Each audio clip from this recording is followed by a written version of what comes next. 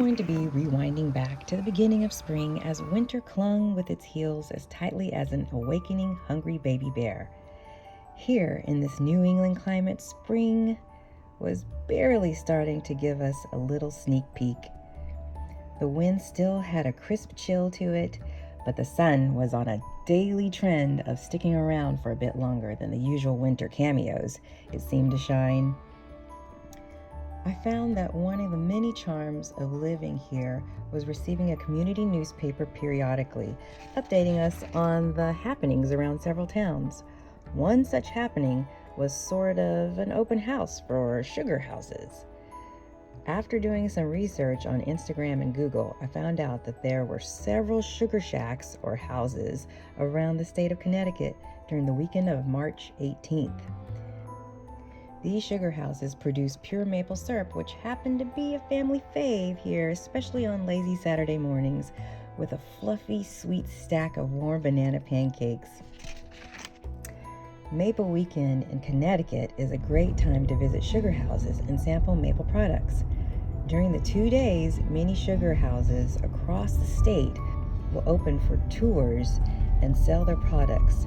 This gives visitors a tremendous opportunity to learn how maple sap is collected and turned into sugar products. We decided to visit Parmelee Farm in Killingworth, Connecticut. From 1889, when it was a working farm owned by Horace and Eunice Parmelee, this 132 acres of fields connects the community of Killingworth through education, agriculture, and preservation, as well as other recreational and art activities.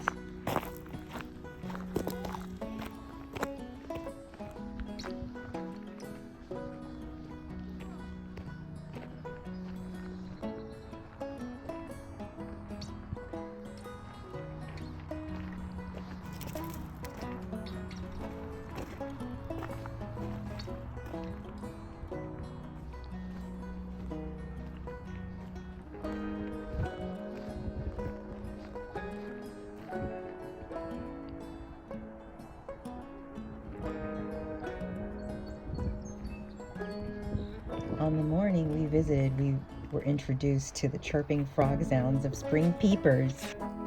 This well-known small tree frog unites in a chorus within the still chill waters yet welcomed warm sun, as if serenading to all that spring is surely to arrive.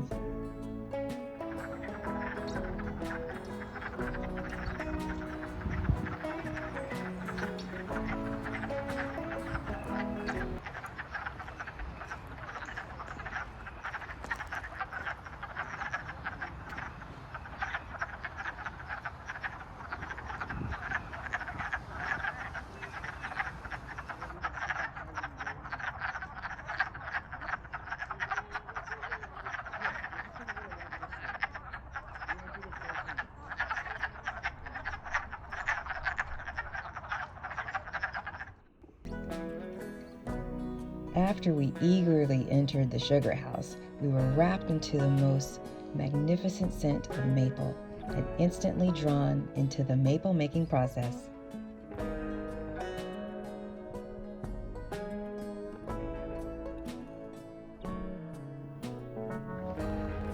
As stated by ConnecticutMaple.org, the fundamental steps for making pure maple syrup are basically the same as they were hundreds of years ago when the Native Americans first did it and then introduced it to the early immigrants from Europe. The simple description is that you collect sap from sugar maple trees and boil or evaporate it until it reaches the proper density for syrup. The 5 steps involved from start to finish are: 1. Preparing for the season. 2. Determining when to tap. 3. Identifying the trees to be tapped and tapping them. 4. Collecting the sap and processing, boiling, or evaporating it. 5. Filtering, grating, and packing the syrup.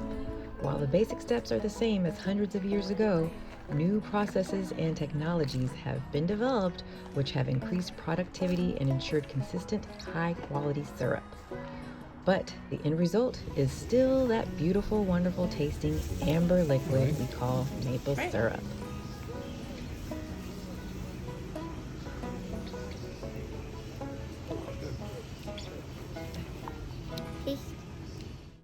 Got wood to split over there for next year.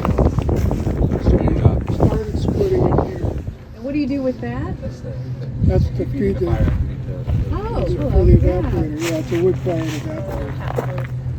And so it keeps us busy. We designed this so that the wood is close. Whoever's doing the fire has the job of keeping it going. Yeah. And so it's undercover, so nobody has to go out into the snow or rain to get the wood. So it's just been a tough year. Yeah. God bless you guys. But I'm so glad you have volunteers. yeah, well, we used to terminate out. luckily we have a core group Pump that out. of about 10 that are retired or partially retired that come out.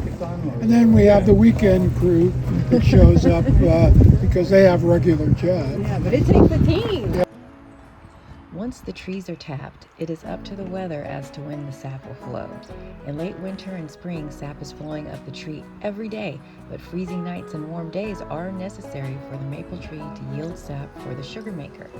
During the day, the sugar maker may check to see if the weather has been favorable for the sap to flow out of the tree. It is when the buckets and sap tanks contain sap that it is time to collect the sap from every bucket and tank and to transport it back to the sugar house. The task of collecting sap can have its challenges. It can be too difficult to collect sap in a fresh snowfall or when the melting snow turns the ground to mud. Cold temperatures can freeze pumps, valves, hoses, and couplings. To limit these obstacles, some sugar houses are built at the foot of the sugar bush, so the tubing can bring the sap from the tree directly into the sugar house.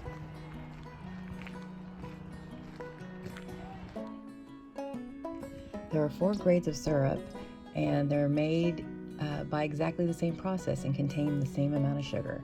Maple syrup is graded from light to dark into 4 different classifications. Grade A light amber, grade A medium amber, grade A dark amber, and grade B. All 4 are high quality products made by exactly the same process and contain the same amount of sugar. The difference in color and taste is determined by how long the sap needs to boil to become syrup. More sugar in the sap equals less boiling time, and the differences in the sap as the season progresses. The further along you are in the season, the more natural fermentation happens to the sugar in the sap before it enters the evaporator. The syrup we happened to get was grade A dark color, robust taste. And I have to say, delicious, delightful,